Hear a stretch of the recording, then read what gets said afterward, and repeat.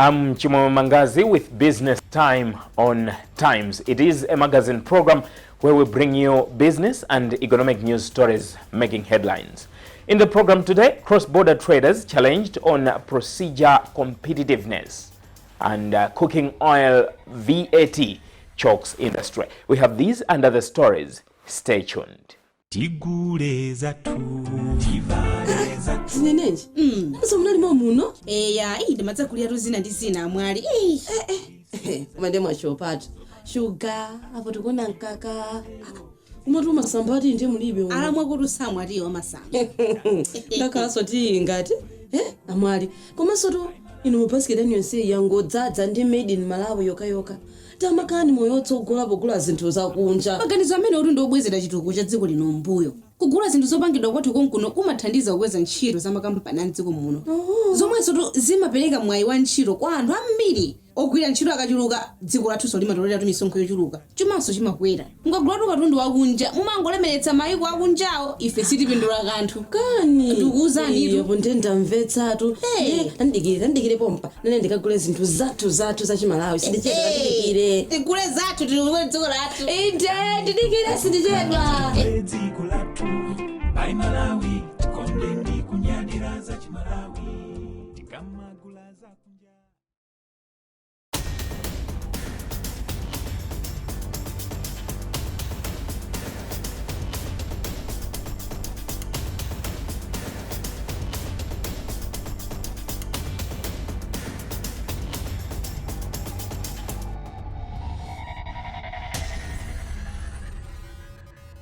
Hello and welcome. Malawi has been a net importer for so long, owing to insatiable appetite for imported goods and a shaky manufacturing industry. Cross-border traders make the most of the situation to remain in business. But negligence on export procedures and lack of understanding of tax systems are cited among factors affecting their earnings. This came out during an interface between the Malawi Revenue Authority and the Cross-Border Traders Association in Blantyre on Monday. Gary Samati was there and now reports. Cross-border traders who attended the meeting lamented high and multiple taxes that they are subjected to that impact on their earnings. Esther Chugambira is national chairperson of the Cross-Border Traders Association of Malawi. When we reach the border and find out that we have been charged with high tax, definitely you have nothing at home. Even when you come with your goods. When you sell the goods, there's no profit. So we can't do otherwise. Our business will fall down. This meeting is very important to us as cross-border traders because this has been an eye-opener to us.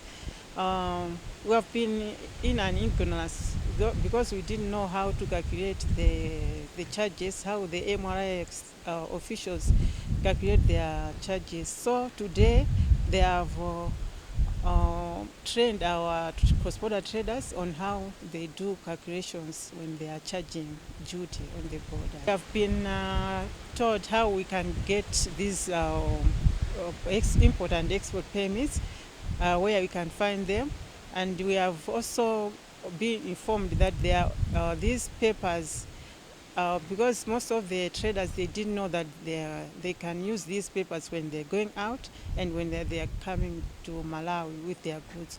But from this meeting, we have been highlighted that whenever we are doing business, we must use these papers because they are helping when we are coming to Malawi with our goods.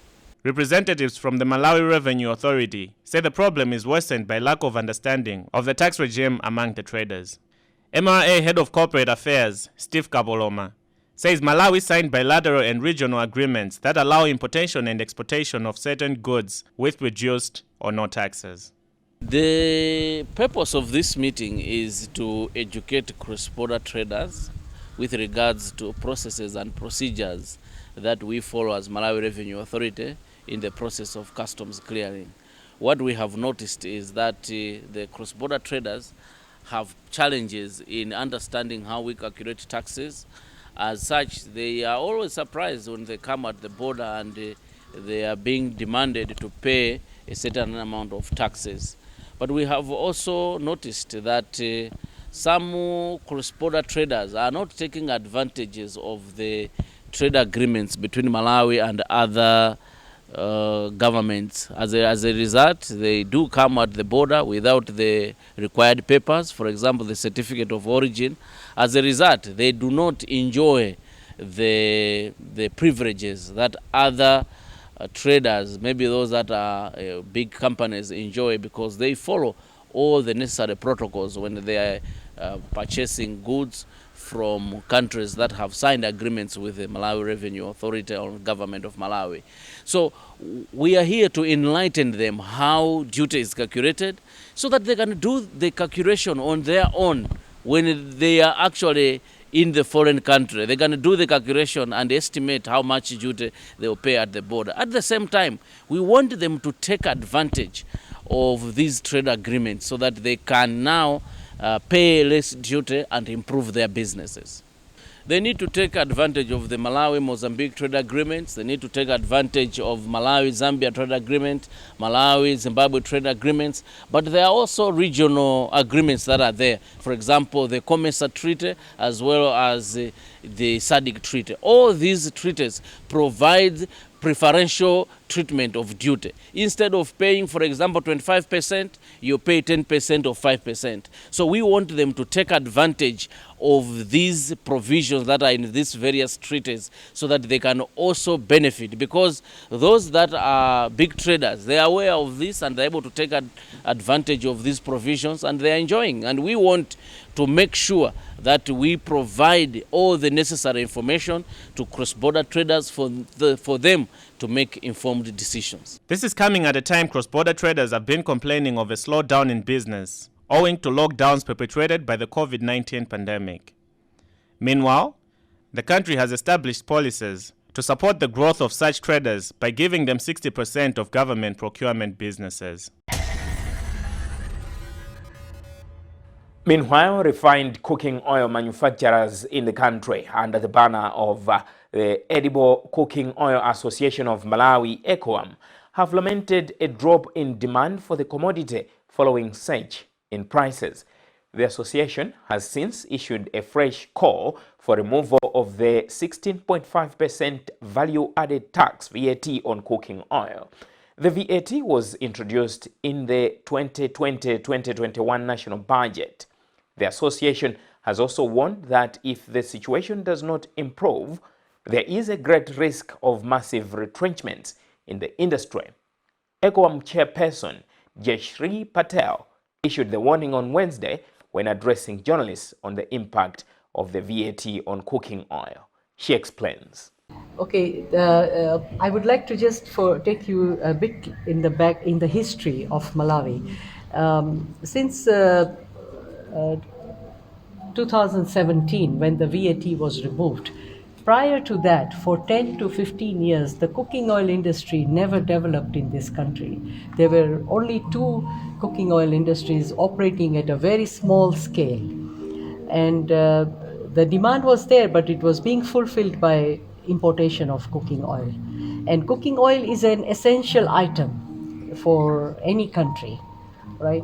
And so in 2017, after a big struggle with the government, explaining to them and educating the technocrats how important it is to have no VAT on cooking oil being an essential item, they removed it.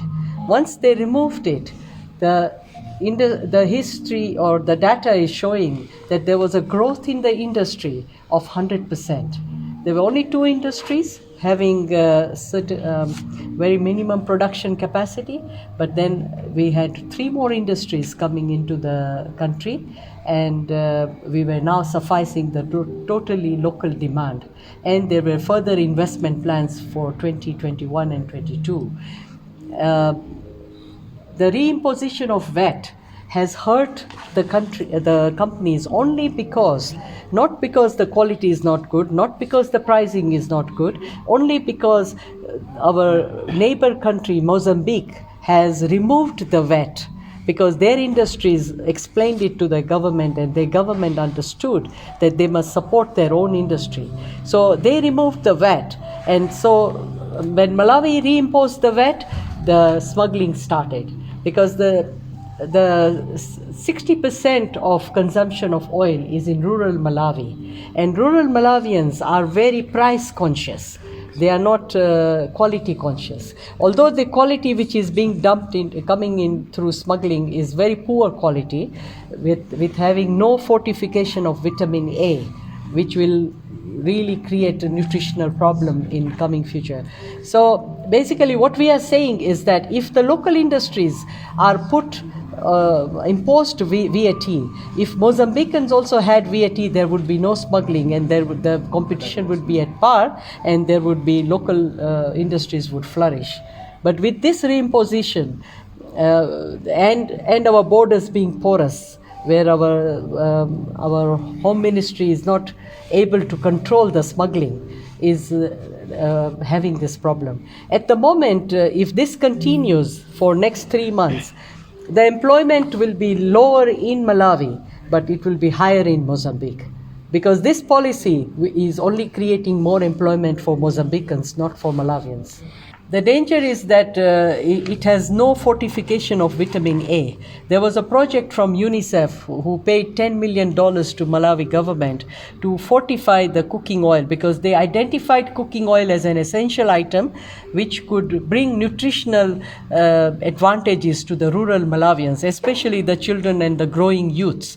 Because when they don't have lack of nutrition, they can't study well, they can't work well, right? So because of that project, the fortification started happening in Malawi. All the members of manufacturers were very actively, focusing, ensuring that. But now, with this Mozambican oil, it neither has good refining quality. The Malawi Bureau of Standards rejected that. They have the report of this oil. And what it has in terms of toxicity, nobody is aware. So in very near future, we'll have a lot of cancer patients in this country, especially those who are eating this Mozambican smuggled oil. Remember, this is Business Time, a magazine program where we bring you major business and economic news stories making headlines. We'll be right back. Excuse me, madam. Stop billing. I'm taking back all these goods to the shelves. What's wrong, sir? Never mind. I have just changed my mind. Excuse me. I just noticed you returned all the goods you meant to buy. What went wrong? Some of these products are not originally made here in Malawi. But these goods have a logo to authenticate them. And we manufacture them ourselves. Then it means you're not registered with Buy Malawi Strategy. This logo here with a tick is not correct. How? All products and services registered with Buy Malawi Strategy have an original logo approved by government through the Ministry of Industry, Trade and Tourism that really authenticates your product as a Malawian product. Now, once you register, your product and service will be recognized as Malawian. Look, we must buy Malawi to build Malawi. You can find out more from Buy Malawi Secretariat or call them on 01 770 244 0993 707 729 or 0999 528 510. You can also simply email info@buymalawi.mw. Buy Malawi, tikondeni kunyadira za chimalawi, tikamagula.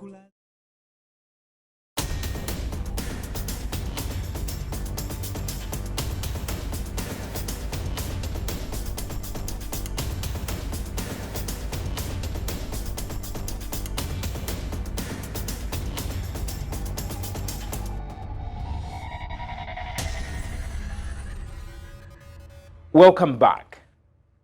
A report by the Parliamentary Committee on Industry, Trade and Tourism says poor tax policies and poor pricing of goods among the private sector players exacerbate smuggling.